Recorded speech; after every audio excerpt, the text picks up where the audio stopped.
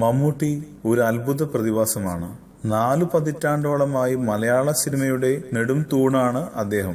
എത്രയെത്ര വൈവിധ്യമായ സിനിമകളും കഥാപാത്രങ്ങളുമാണ് മമ്മൂട്ടി മലയാളത്തിന് സമ്മാനിച്ചിട്ടുള്ളത്. എത്രയെത്ര നായികമാർക്കൊപ്പം അഭിനയിച്ചു മമ്മൂട്ടി. എന്നാൽ മമ്മൂട്ടിയുടെ നായികമാരുടെ കൂട്ടത്തിൽ മീനയ്ക്കൊരു പ്രത്യേകതയുണ്ട്. മീന മമ്മൂട്ടിയുടെ മകളായും നായികയായും അമ്മയായും അഭിനയിച്ചിട്ടുണ്ടെന്ന് എത്ര പേർക്കറിയാം?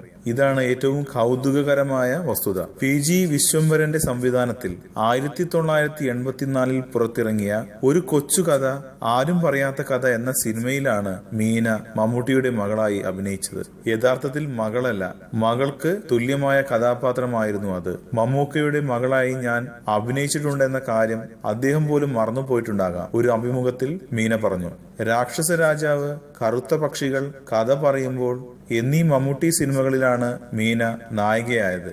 ഈ സിനിമകളിൽ രാക്ഷസ രാജാവിലാണ് യഥാർത്ഥത്തിൽ മമ്മൂട്ടിയുടെ നായികയായി മീന വരുന്നത്.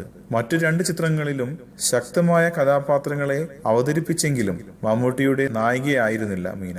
ബാല്യകാല സഖിയിലാണ് മമ്മൂട്ടിയുടെ അമ്മയായി മീന അഭിനയിച്ചിട്ടുള്ളത്. കൂടുതൽ സിനിമാ വാർത്തകൾക്കും വിശേഷങ്ങൾക്കും ഇപ്പോൾ തന്നെ സബ്സ്ക്രൈബ് ചെയ്യൂ മലയാളം ക്രിയേഷൻസ്.